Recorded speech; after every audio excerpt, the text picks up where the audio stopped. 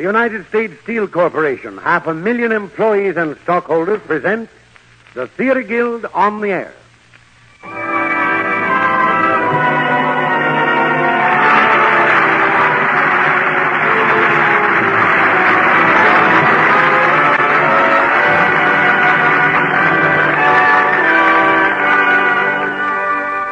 United States Steel presents the Theater Guild, one of America's foremost theatrical producers, bringing into your home every Sunday evening the most famous plays of Broadway.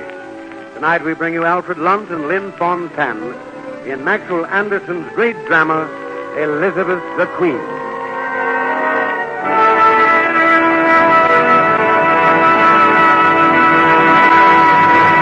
And here is Lawrence Langner, co-director with Teresa Helburn of the Theater Guild, to tell you something about the play and the players. Mr. Langner. Thank you, Norman Brokenshire. Ladies and gentlemen, tonight we are honored with the presence of two of the most distinguished citizens of Genesee Depot, Wisconsin, Alfred Lunt and Lynn Fontanne. Stars of 23 of the Theater Guild's finest plays, the Lunts will recreate for us tonight the roles they originally played in New York and on the road in Elizabeth the Queen. This play is about two of England's most dazzling and dominant personalities, Elizabeth and Essex, in one of the most violent and exciting love stories in all English history. It was only last August that the Lunts returned from a 2-year stay in war-torn England. All through the buzz-bomb terror, they played in London in the comedy Oh, Mistress Mine, in which they will shortly return to the New York stage. After VE Day, they took this same play to many army camps in France and Germany. They have thus had the experience of interpreting in this play one stirring phase of English history and of actually participating in yet another. And now the play. The curtain rises on the Theater Guild production of Elizabeth the Queen, presented by United States Steel.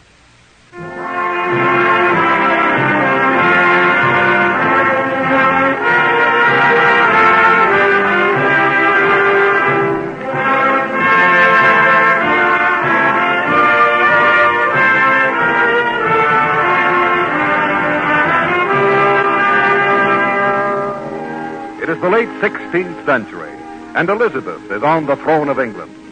It's a glorious era to be a queen. Her Majesty's sailing ships are challenging the mighty power of Spain. Her merchants roam from the bazaars of India to Marco Polo's China. To the fine houses on the Thames, they bring the rarest treasures, perfumes, flowered carpets, jewels, laces from the far court of the Turks. London is growing proud and populous. Mounted courtiers in splendid liveries splash through the muddy streets, fast processions of cooks and pastrymen bearing roasts and pies to the homes of the great adventurers and noblemen. Down by the river, trumpets announce Shakespeare's newest play at the Globe Theater.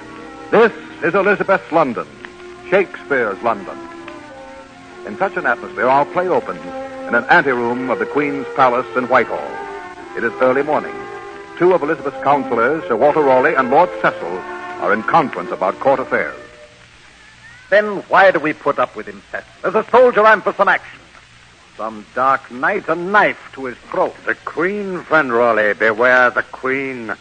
What she wants, she will have. And she must have her Earl of Essex. She loves her kingdom more than all men, and always will. Perhaps, but Essex is too popular. We must get him out of England. We must pack him off to put down the Irish rebellion. Oh, you'll never agree. We will use strategy, friend Raleigh. Strategy. We'll begin by naming 3 men for Ireland of his own supporters. What then? Why, he will oppose them, not wishing his party weakened at the court. Then we ask what he suggests, and hint at his name for leader. Good so far. He will be angry, and hint at your name. You will offer to go if he will. No, not to Ireland, not I. Let some stupid knave rot there. Do you think he'd let you go with him and share the military glory? He's too proud, too hot-headed. He'll swallow the bait. Well, we can try it, Cecil. But by Satan, I'm not going to Ireland no matter what happens. When is the council meeting? At 9. Very well. We'll try this Irish plan. Play up to it, my dear Raleigh. Don't fail me. Count on me. What's that? The usual entrance of our dear Essex. The crowd huzzahing, the girls ogling. I think he must give silver to the trumpeters.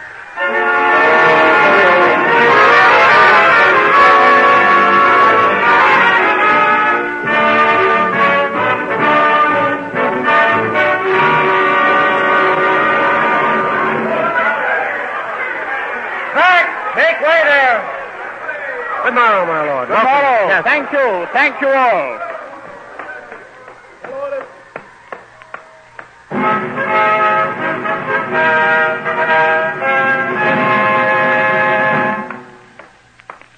My Lord Essex.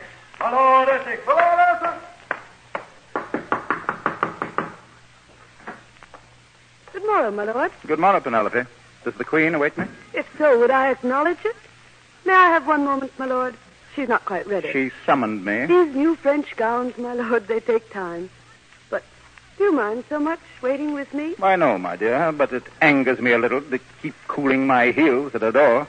If you kissed me, my lord, it would pass the time. At the Queen's door, it's custom, you know. And a very pretty custom it is. And a very pretty face to keep custom, too. Thank you, my lord. Her Majesty the Queen. The Queen approaches. Will you enter, my lord? My Lord of Essex. My Queen, Rise, my lord. you sent for me. I did. Why?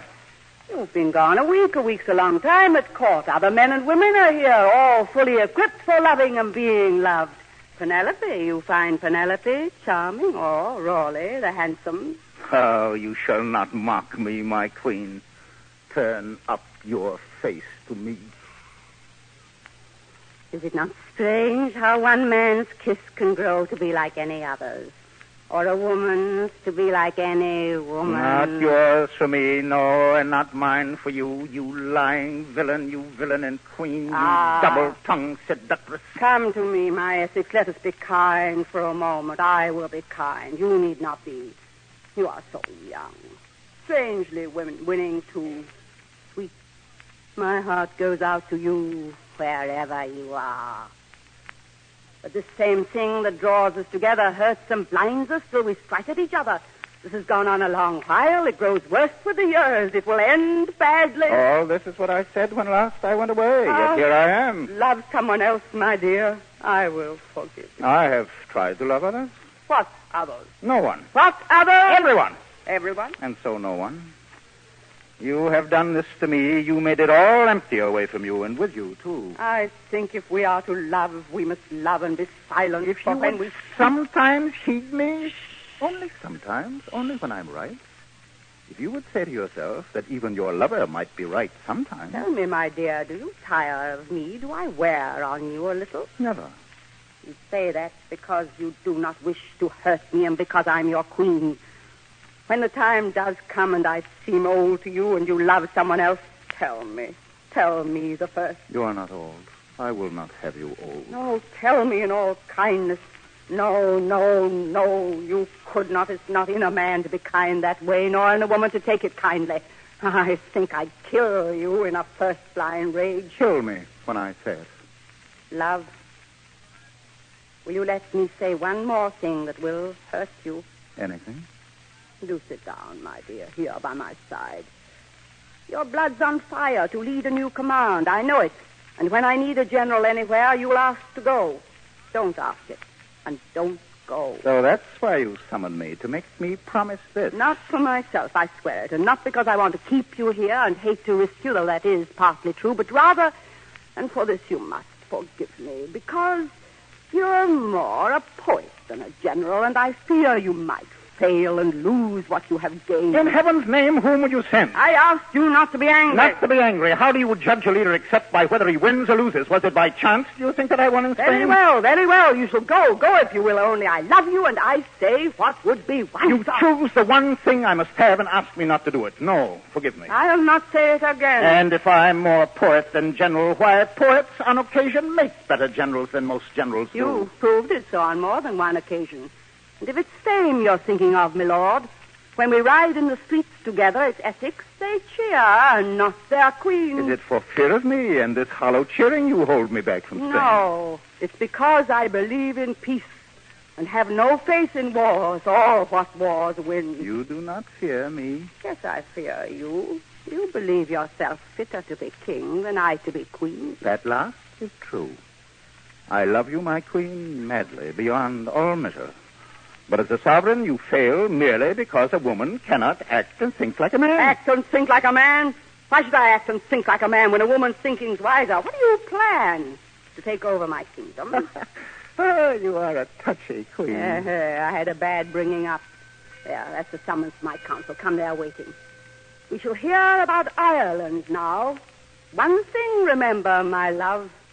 You must not go to Ireland, not even if Cecil urges it. No, that's a war I am content to miss. If I oppose you in council, lest they think it's your kingdom, will you understand? I'll play my part perfectly. You may kiss my hand, my lord. Oh, no. Your lips?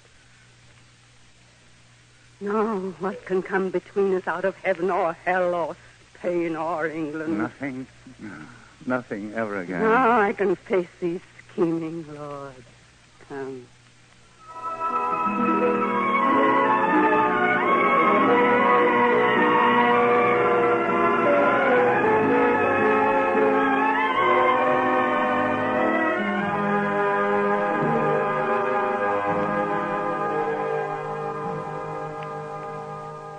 What further business is there before my council? There is one perpetual subject, Your Majesty, which we take up time after time and always leave You unsettled. speak of Ireland, Lord Cecil. Ireland. We must conquer this running rebellion finally, now, or give over what we have won. This means men, money, ships. Yes, madam, and more than that, a leader. What leader? A Lord Protector of Ireland who can carry sword and fire from one end of the bogs to the other. The man who goes there now must be one fitted to master any field. The best we have. What man? Name one. We shall send a proved and able general of no less rank, say, than Lord Howard here, Lord Essex, Sir Walter Raleigh, Knowles, or Mountjoy. I ask you for one, and you name a dozen, my lord. Your Majesty, Master Raleigh. why not 2 expeditions? One to Dublin, one into Ulster, meeting halfway. Are there two who could work together? Knowles and Mountjoy. They are friends and of one house. Yes, of my house. Essex? Whom would you name? Why, since Lord Cecil feels free to name my followers, I shall feel free to name 1 or 2 of his. In other words, you would rather Knowles and Mountjoy did not go. I would rather they stayed in England, as Lord Cecil knows, but I will spare one of them if Lord Cecil will let Sir Francis Vere go with him. Let Vere and Knowles go. Lord Essex names Sir Francis Vere because he knows full well I cannot spare him, my Is liege. this appointment to wait for all our private bickerings? Can we say no man of worth to Ireland merely because to do so would weaken some house or party here at court? Raleigh has said he would go to Ireland if the Queen requested it. I did say as much, and I stand on it. And I believe, madam, that if Raleigh goes, Lord Essex shall go with him. With him? In what capacity? It was my thought that we name Raleigh as Lord Protector. And I under him. Since the Azores adventure which my Lord Essex led, but in which Sir Walter showed to greater advantage, it has seemed to me that Raleigh should receive first place if he served in this. This is deliberate and insult plan. It is no insult, my lord, but plain truth. I speak for the good of the state. You lie. You've never spoken here or elsewhere for any cause but your own. No more of The this. good of the state. Am I to swallow this from a clerk, a pen pusher? Whoever makes you angry has won already. Let's plan this. How this pet rat, Lord Cecil, first stepped into favor here, I know not. He's filled the court with his rat friends, very gentle, who smile at you, speak you fair, and spend their nights gnawing the floors and chairs from under us all. Lord, my lord. I say frankly here, yes, to their faces, that Cecil and Walter Raleigh have made themselves mine enemies because they cannot brook greatness or power in any but themselves. I, too, have been ambitious, as all men are who bear a noble mind. But if I rise, it will be by mine own efforts and not by dragging better men down through intrigue. If Lord Essex wishes to say he is my enemy, very well, he is my enemy. The swords are called for. Accepted, sir. There will be no duels here at court, sir. That is a command. I have some word in this. I take it hard that you should quarrel before me. Would you have us quarrel behind your back? Very well. I'll say no more. Lord Cecil sends your Sir Walter Raleigh to Ireland as protector, and the devil take you. As the Queen wishes. It is a task both difficult and dangerous. I cannot blame Lord Essex for refusing to risk his fame there. There speaks the white rat again. Lord. I have never refused the task out of fear, nor would I. Lord Cecil, you've named your man, Sir Walter Raleigh. I'll go if Essex goes. What? Is our Raleigh afraid to go along? I don't care for it. Neither does our Essex. Why, what is this that hangs over Ireland? Is it haunted, this island? Is it a kind of hell where men are damned if they set foot on it? There's nothing to be afraid of more than France, or Wales, or Flanders, or anywhere else. We hear you say so. If I am challenged to go to Ireland, then, by heaven, I'll go. Will you listen, my lord? Reflect a little. My Queen, Raleigh, and Cecil know, and I know, that Ireland has been deadly to any captain who risked his fortunes there. Moreover, once I'm gone, they think to strip me here at home. And I say to them, try it. Since this is a challenge, I go. Break up. And go along. The council, my lord. We meet tomorrow. And this is decided, Your Majesty? If Lord Essex goes? If Lord Essex wishes it, yes. Go now, my lord. Your Majesty. One word, my Lord Essex. Madam. Wait a while. I would speak with you. Good day, my lord. Your Majesty. Come, my lord. Let us walk in the garden. Your face is angry. The spring air and the flowers will soothe you.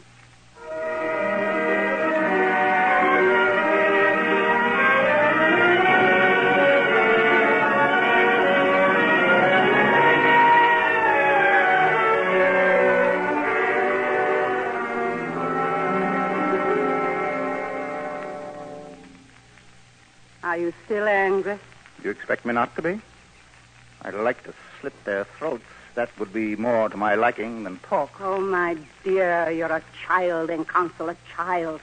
Here, pluck me a flower and stop your sobbing. I saw their purpose, topped it with my own. You'll not go to Ireland. I'll countermand that order. And give them a laugh on me. Better they should laugh a little now than laugh at you forever. But why not win in Ireland? Oh, mistrust all these forebodings. They mean nothing. You'll remember this when I'm back and all turns out well. Oh, my love, my love. Come, touch me, tell me all will happen well. And so it will. If you win, that will divide us. If you lose, that will divide us too. I'll win, and it will not divide us. Is it so hard to believe in me? No, no, no. I'll believe in you. And even forgive you if you need it. Here, take this ring. My father gave it me and told me if ever he lost his temper with me to bring it to him and he'd forgive me. And so it saved my life long after when he'd forgotten. Long after when one time he was angry. Oh, darling, if ever you're angry, rings won't help. Oh, but it would. It would. I'd think of you as you are now. And it would. Take it. I'll take it, to remember you in absence. No, no, no. Take it for a better reason. Take it because the years are long and full of sharp wearing days that wear out what we are and what we have been and change us into people we do not know. Lest you and I who love should wake some morning strangers and enemies. Take my ring, my lover. Why, then, I'll take your ring. But do you give it me because you fear you will not always love me? No. But you will not love me and will not let me love you.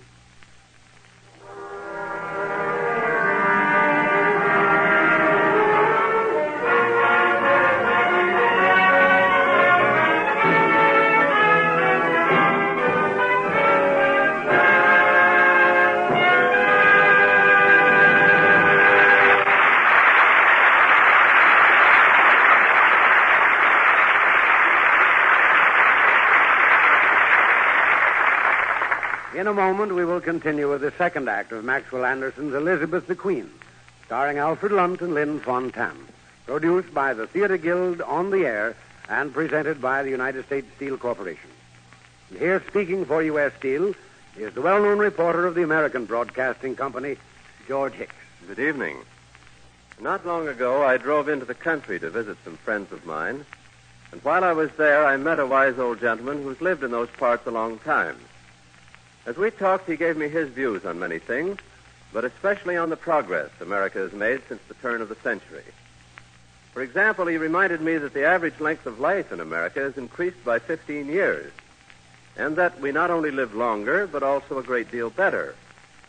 Just think how different life would be without cars and planes and radios, without electric refrigerators and washing machines, vacuum cleaners, and all the other modern appliances that reduce the drudgery of housework and increase the supply of our precious leisure.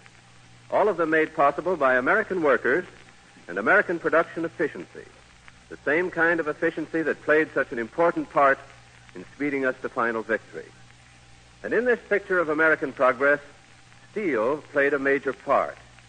It has been well said that steel is the strength of America, for it's the increasing versatility and the low cost of steel to a great extent that has made possible our modern world of machines and the miracles that flow from them into our homes, our factories, and our farms. And although peacetime pursuit of progress was interrupted by the demands of all-out war, that interruption actually speeded research and technological advances at U.S. Steel and its subsidiaries. To you, the consumer, these advances at U.S. Steel will simply mean what they have in the past: high-quality steels for the improvement of familiar products and for new products that American enterprise and inventiveness have designed for your benefit.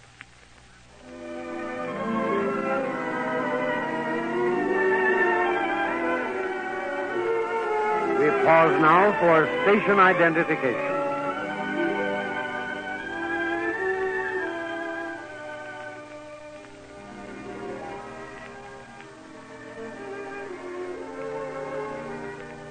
The curtain rises on the second act of Maxwell Anderson's Elizabeth the Queen, starring Alfred Lunt and Lynn Fontanne.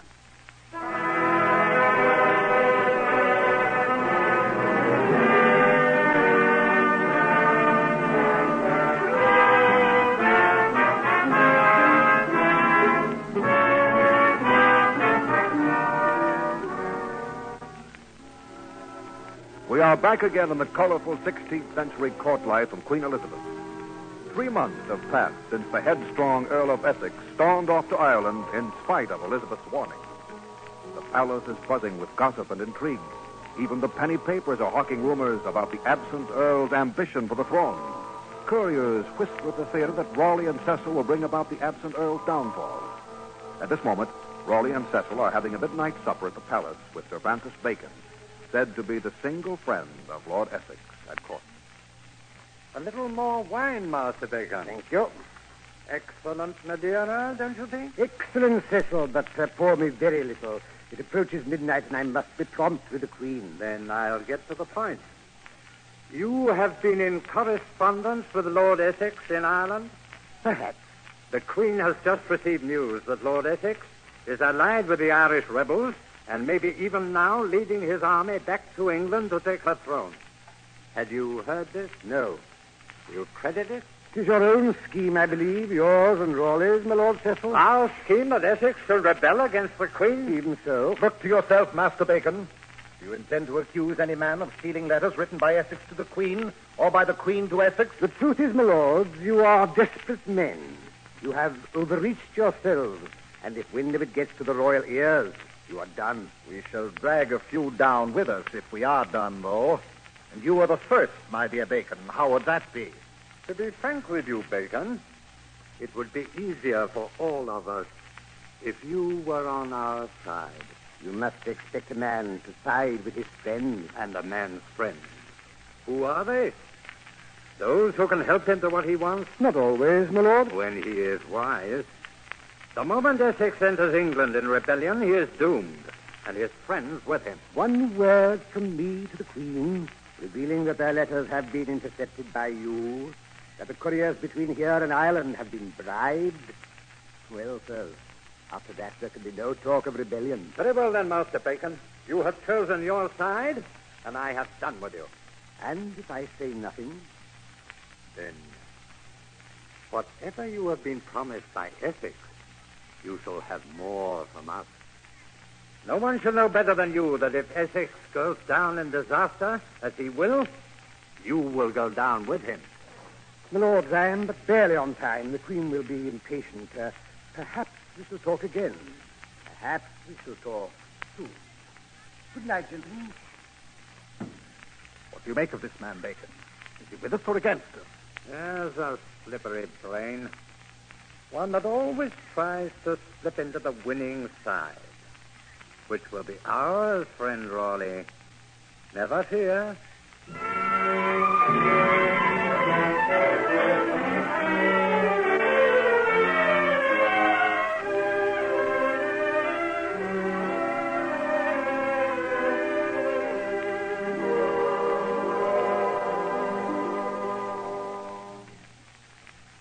I'd summoned you because I'd heard you are a shrewd man, Master Bacon. Flattery, Majesty, flattery. I have heard it, and in a sort I believe it. Tell me one thing. Are you Cecil's friend? I have never been. He is also a shrewd man. He's a man to make a friend of if you'd stand well in the court, sir. It may be so. Why are you not his friend, then? We are not on the same side. You follow Lord Essex. Since I have known him. There's a dangerous man to follow. I am sorry, madam, if I have displeased you. You will change, then. You will forget this Essex of yours. You ask if there is reason. Reason? There is reason. He has taken up arms against me in Ireland. You are sure of this? Is it so hard to believe? Without proof? I have proof. May I ask of what sort? Proof good enough, Master Bacon. You know the punishment for treason. From what I have heard of late, both you and Essex should remember that punishment. Madam, for myself, I have no need to fear. And if Lord Essex has, I am more than mistaken in him. I am very sorry that I must do this. But all friends of Essex go straightway to the Tower, to prison. Are you still his friend? Yes, Majesty. I am sorry for it. That is all? No. You do not believe me. I do not. And why? I neither believe our Essex is a rebel, nor that you believe so. If you intended to place me in the Tower, I would be in the Tower and no further talk about it. You are shrewd indeed, Master Bacon. I am Essex's friend. If that were true, if I could speak to you, if there were only the sound of one honest voice, I must rule England, and they say he's rebel to me. Yet day and night, waking, sleeping, one thing cries out in me over again. He cannot fail me. But I have written him my love, and he has not answered. What do you know of this? Tell me. Answer me truly. Bitter or not. If I knew why he had not written you, my queen, I would know much. Have you angered him? I have ordered him to disband his forces and return. But this was rash. To send a popular leader out with an army and then catch him suddenly. He has great pride. But before I did this, I wrote him lovingly. And he answered? Nothing. That could not be a truth. It cannot be. It will not be. He had my letters. They could not go wrong. Did he not have my letters? Could it be otherwise? You would know if he had not. Yes. Or are you traitor to him also? I think you are. I think you lie to me. But subtly, with infinite craft.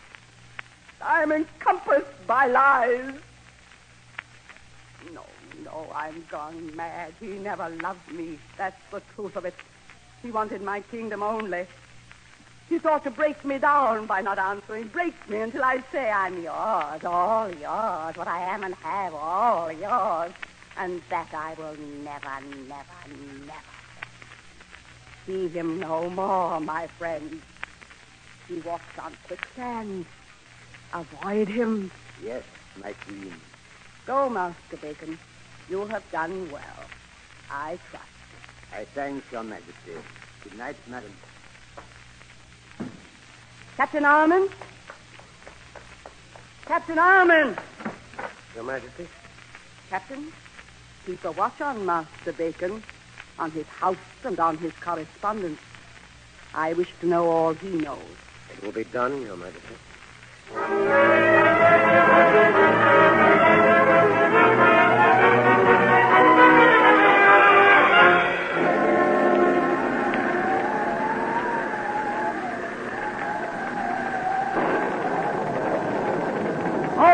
Who's there? A courier from the Queen. Advance, courier.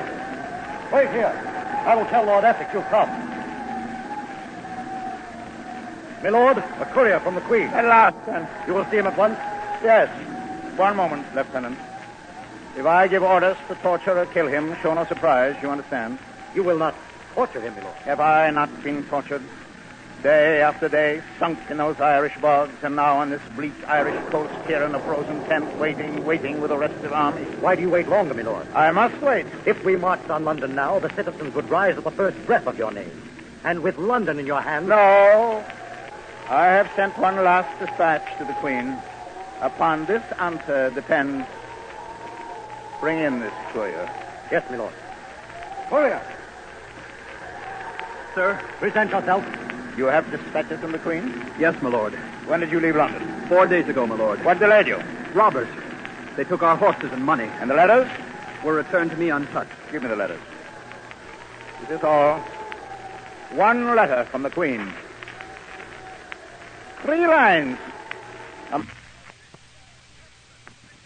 model of brevity. Courier, you are sure you've lost nothing? Indeed, yes, my lord.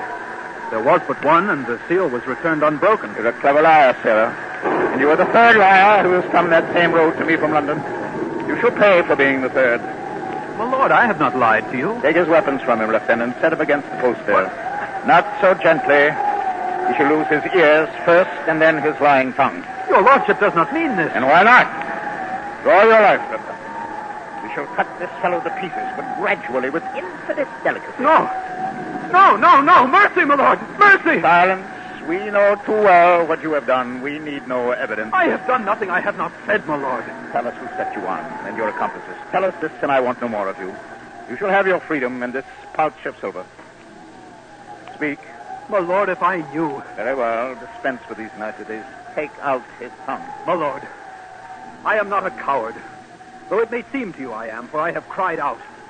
But I cried out not so much for pain, or fear of pain, but to know this was Lord Essex, whom I have loved and who tortures innocent men. Silence the man, Lieutenant. Yes, silence me. If Lord Essex will hurt me, then he is not as I and many thousand believe him. And I shall not mind much dying. Oh, let him go. I thought my letters had been tampered with. You tell me if it were so. My honored lord, by all the faith I have, I'd rather serve you well and lose in doing it than serve you badly and gain. Take this silver and go. I have misjudged you. Remain with my guard. Yes, my lord. The Queen does not send letters, Lieutenant. She sends orders. Lord Essex is required to disperse his men and return to the capital straightway on his recognizance to give himself up. And nothing with this? That is all. Lieutenant, we break camp tomorrow for London. Give out the necessary orders. We shall move at daybreak. Yes, my lord. It is as well it falls out this way. By right of name and power and popular voice, this England is my kingdom, and she shall learn.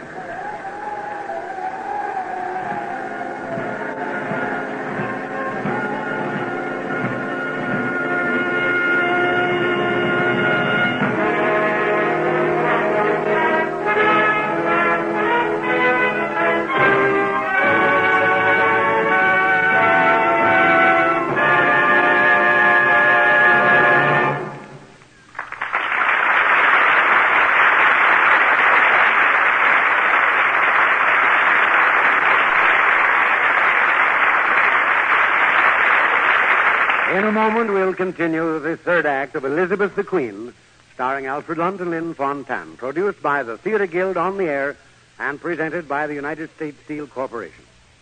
Here again for U.S. Steel is George Hicks. In Europe and in the Pacific, American soldiers are unpacking cases of equipment for the coming winter. And if some of them are trying to open boxes with a bayonet, they may well be muttering about the stubbornness of one of the products of United States Steel. That product is the round steel strap, which has held the case securely closed until it reached its destination. The strength and toughness of those straps is amazing. Products bound with this round steel strapping may be shipped all over the world, exposed to tropic heat or Arctic cold, and even dropped several hundred feet from an airplane, and they still reach their destination undamaged. About the only thing that seems to have much effect on this steel strapping is a direct hit by an artillery shell. and yet a steel strap package may be opened instantly. This product and the tools for applying and opening it are made by the Girard Steel Strapping Company of Chicago, one of the members of the United States Steel family. For almost 30 years now, this company has been aiding the safe delivery of American goods to every part of the globe. During the war, as in peace, millions of articles traveled all over the earth, held securely in the steel grip of Girard strapping. And in the future, this product will continue to protect all sorts of things, from cartons of baby chickens and cases of furs to crates of fruit, bundles of newspapers, and even carloads of milk bottles. They will be safe from rough handling and from accidents, locked in round bonds of steel. This is one more example of the thousands of ways the nation is served by the industrial family of United States Steel.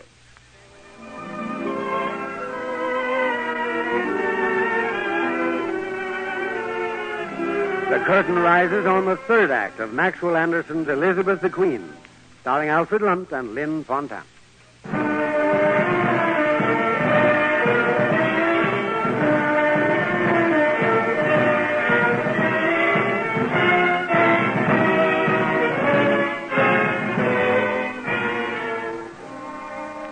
As tonight's drama continues, Lord Essex and his rebel army are marching on London. The city is in an uproar, the palace in confusion, the guards waiting orders. Captain Armand of the Royal Palace Guard is hurrying toward the chambers of Queen Elizabeth.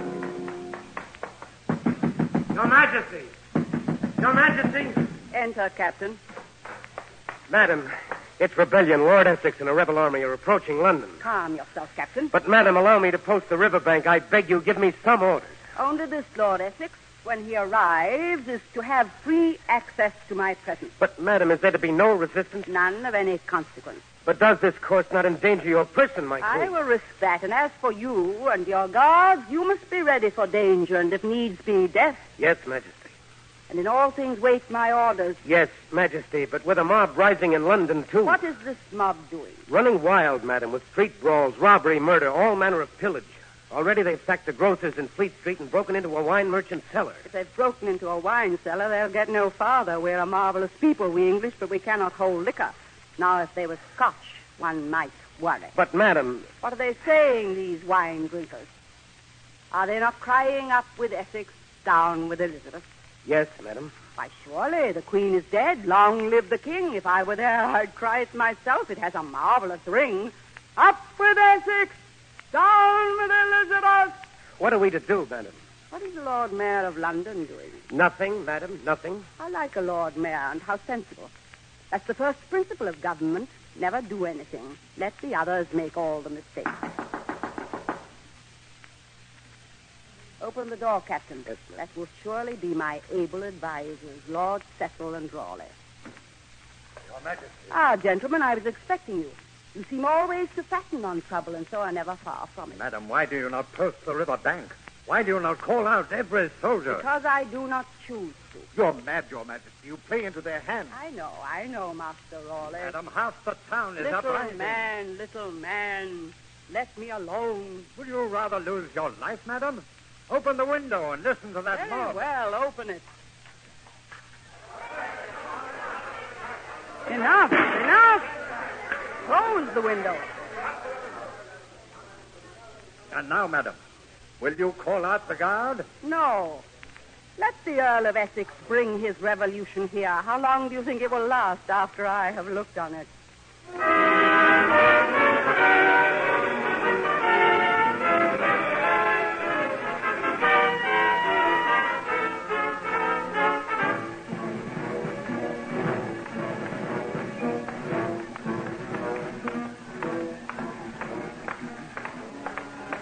Make way for Lord Essex.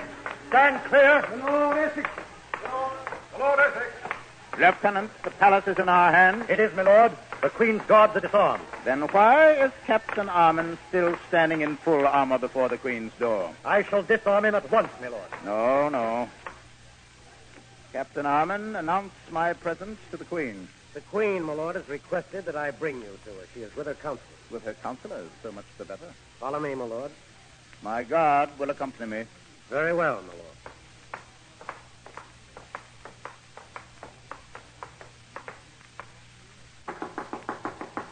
My Lord Essex, Your Majesty. Enter. My queen. You come with a file of soldiers at your back, my Lord of Essex. Do I need them, Your Majesty? No. Then be off with you.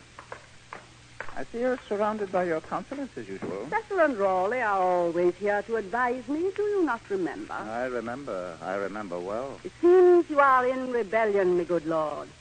State your grievance. I have a great affection for rebels, being one myself much of the time. I am no rebel, Your Majesty. But newly arrived from Ireland, I venture to come to see you once more. And we are to believe that. I am very little interested in what you believe, You Sir Walter. received my orders, no doubt, directing you to disband your army. I believe them to be mistaken. And Ireland. What of Ireland? If there is to be any questioning of me, Lord Cecil, it will come from the Queen. I should like to know of Ireland. I could have conquered Ireland had you given me time. I left it worse than I found it. An honest answer at any rate. You were engaged in subduing the rebels then when I summoned you home. You were not by chance joined with the rebels? If you speak again, Cecil, I will call my guard and have you removed. Why did you write me nothing of your plan? I wrote you. Yes, masterly letters, brief to the point, wasting no words. In short, nothing. I know not what Your Majesty means by that. I wrote you full in. An answer received no reply. You wrote me? Many times. And had no letters from me? None until the order to disband. Impossible. He lies. Sirs, if you would live... Silence, all of you. Before heaven, if my couriers were tampered with, there shall be some necks stretched here. Lord, I wish to speak with Lord Essex here alone. Leave us. Dear Queen, do you think it's safe? Safe, you low, miserable wretch. Leave us, Lord Cecil. Leave us before I direct my questions at you.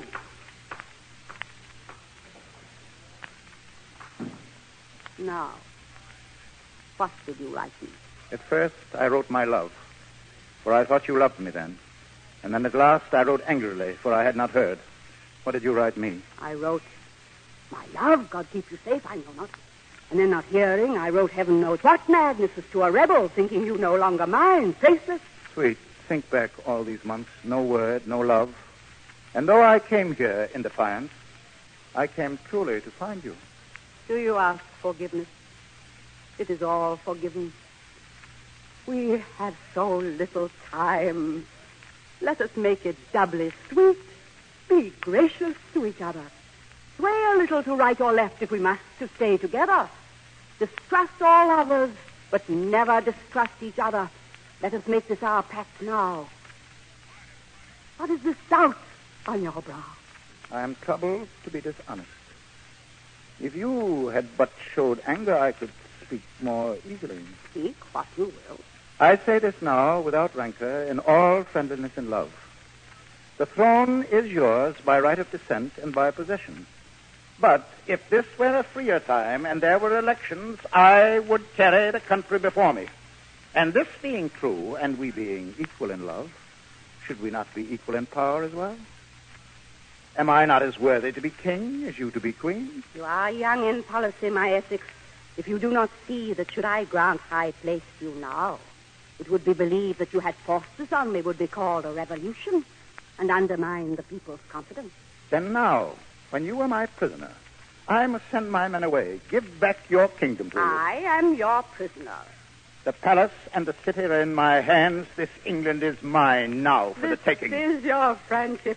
This is your love. As water finds its level, so power goes to him who can use it. Oh, my Essex, why this talk of power? No guard was set to stop your entrance here, for I wish to keep a semblance of peace between us. For that I am your prisoner. Yes, my dear prisoner. Now I do know at least what it was you wanted. You wanted my kingdom. You have it. Make the best of it. So shall I. What are your plans? I have none. The tower, the block, you could hardly take a queen prisoner and have no thought of her destiny. No, you are as free as air. If I do as you ask. Is it so hard to share your power with your love? No more pretending. You come with an army demanding, in short. You don't love nor trust me. No, want me. I have wanted you, and I have wanted power. If you had wanted me, you'd have come to me quietly. We'd have talked of it together as lovers should, and we'd both have our way and none the wiser. But now, what you've wanted, you've taken. This is your kingdom. But I am not yours. But I am yours, and always have been. Who will believe that? Not the world, no, and not I. Put me where I will do least harm. I cannot, I could not, I will not. If I could have given, really. But not now. No surrendering, not to a victor. I am no victor if I lose you. I ask one word from you. Give me this one word, and these soldiers shall leave, and you shall be free. I'll believe that when it happens. I'll believe you when you promise. Then you have my promise. You shall share the realm with me. As I am queen, I promise. Then this is my answer. Lieutenant! Lieutenant! My lord? Dismiss my guard.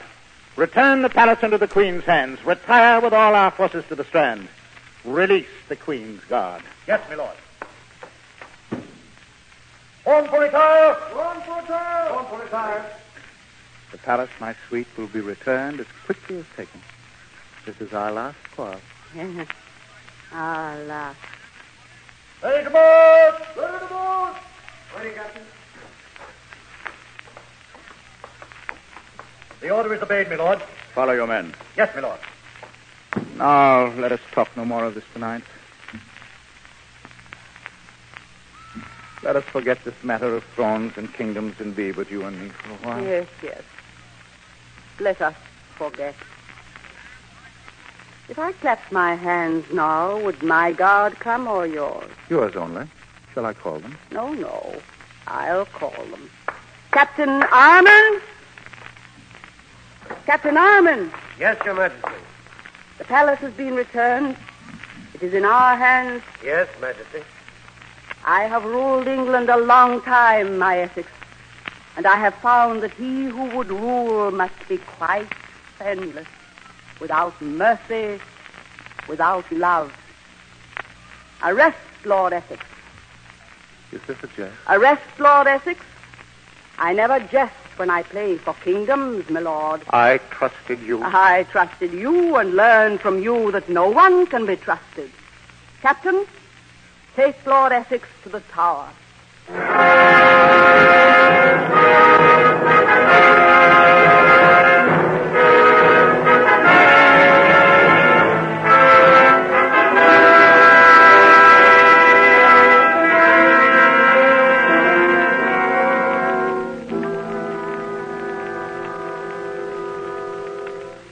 Your Majesty, for 2 long weeks you've sat staring out that window, without eating, without sleeping. You must find occupation or you'll go mad. I think I am mad, my dear Penelope. Will he speak, think you? Will he send some word to me in this last hour? I fear he's proud as you, Majesty. But I gave him a ring. If ever he wanted forgiveness, he was to send the ring to me. This is the end of me, dear Penelope. I've been a long while learning, but I've learned it now. Life is bitter. Nobody dies happy, queen or no. Oh, I shall live on a horrible while. I shall walk and give orders, a horrible old hag giving orders. Could it be? He has spoken first. He has come. Open the door, Penelope, quick. It's but Lord Cecil, madam. Your Majesty, a citizen rabble has gathered to protest the execution of Essex. The captain begs permission to use your guard to disperse them. Alive still are you, Cecil. The snake in the grass endures. But the noble and valiant go down in their prime. Madam, the guard. Take my guard, take it. But before you leave, call Lord Essex for me from his cell. Madam, Lord Essex is prepared for execution. The priest has been sent to Bring him here, I say. No more talk. Very well, Your Majesty. Penelope, my robe, the one with the gold embroidery, the blue one, it suits me well. Bring my amber bracelets and my brightest jewels, the silk scarf, too. It hides my throat. Dear, You are so young, and he's so young, and I am old. Do not be here when he comes. Do you mind? No, madam, but you're beautiful. Beautiful still. I was once, I was. You'd not believe it, not. Oh, yes, you're always beautiful. You've always been. It's true, the blue becomes you. Thank you, my dear. Go now. He'll come. Yes, Majesty.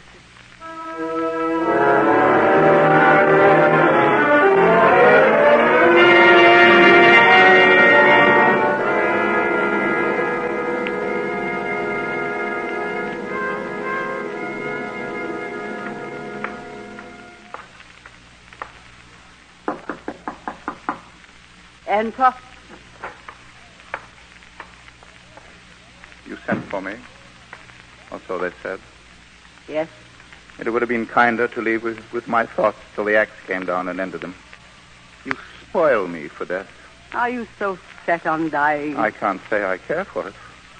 This blood that beats in us has a way of wanting to keep right on.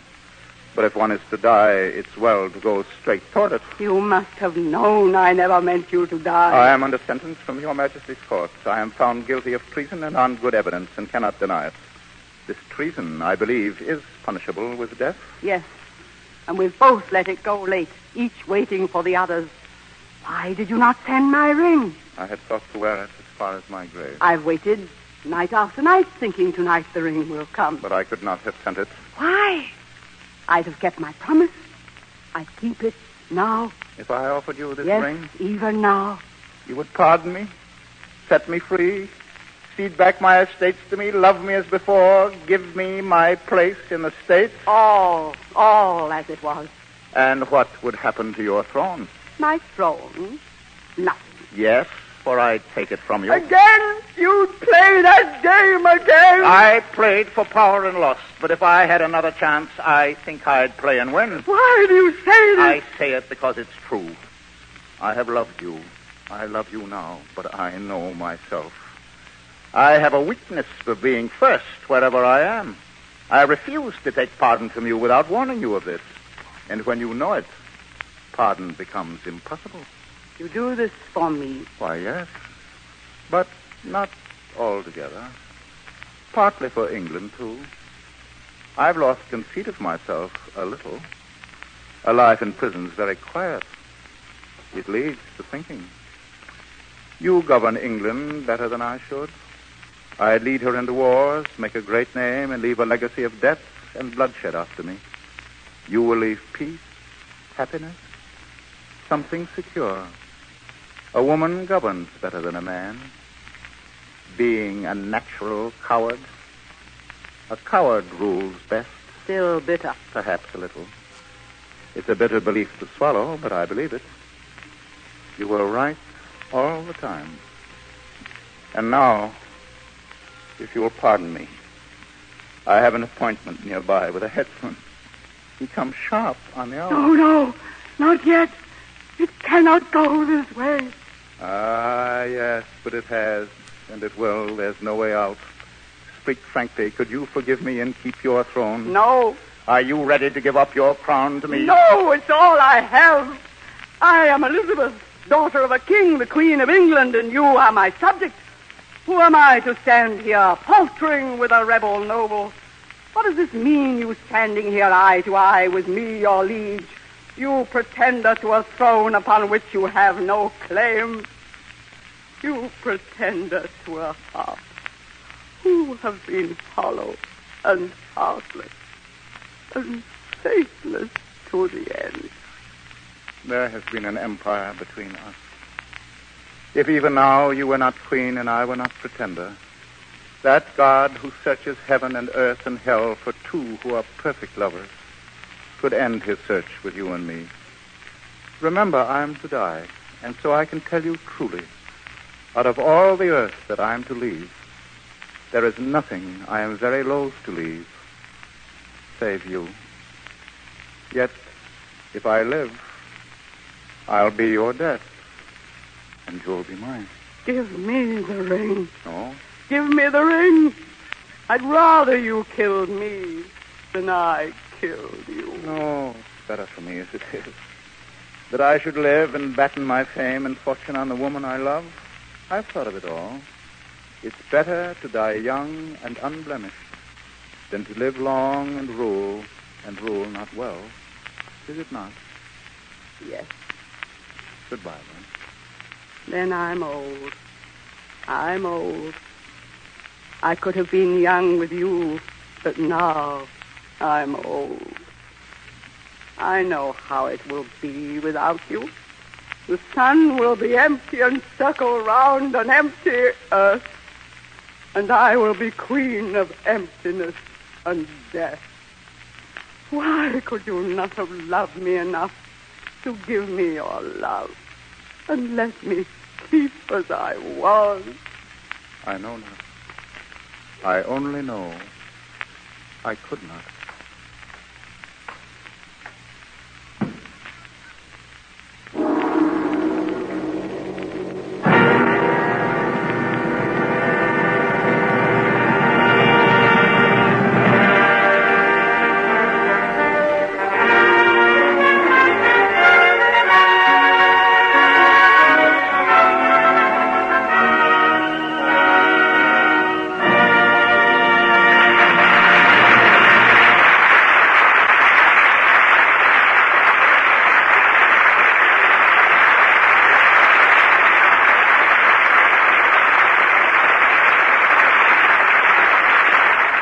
Curtain has fallen on the Theatre Guild production of Elizabeth the Queen, presented by U.S. Steel and starring Alfred Lunt and Lynn Fontanne.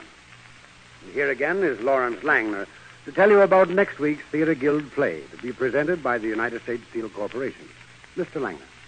Ladies and gentlemen, tonight you've just heard Lynn Fontanne as Elizabeth and Alfred Lunt as the aristocratic Earl of Essex.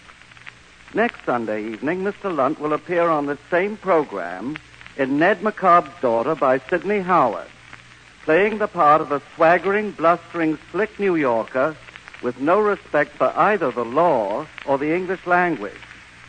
Shirley Booth will play his sister-in-law, Carrie Callahan.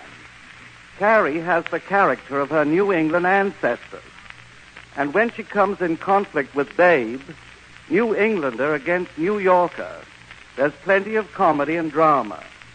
And if you listen in next Sunday evening, I'm sure you'll enjoy Shirley Booth as Carrie and Alfred Lunt as the engaging Babe Callahan, the part he created in our original stage production of Ned Macabre's Daughter.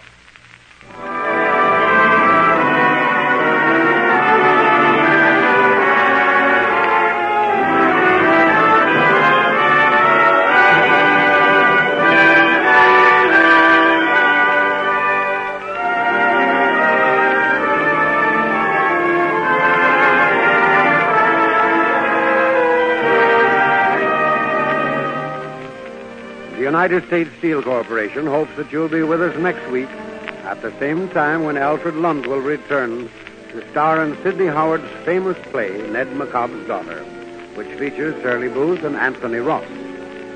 If you'd like program notes and cast list of tonight's Theatre Guild on the Air, prepared for each broadcast with information about the play and the players, simply address U.S. Steel Corporation, Radio Department, 71 Broadway, New York 6, New York.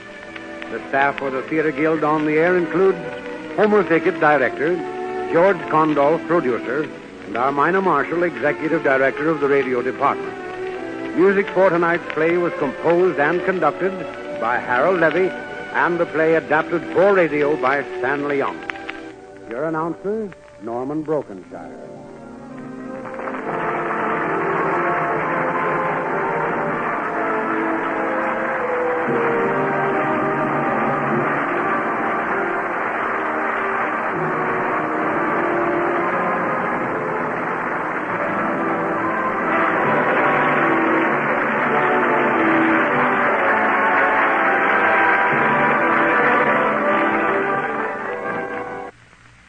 This is the American Broadcasting Company.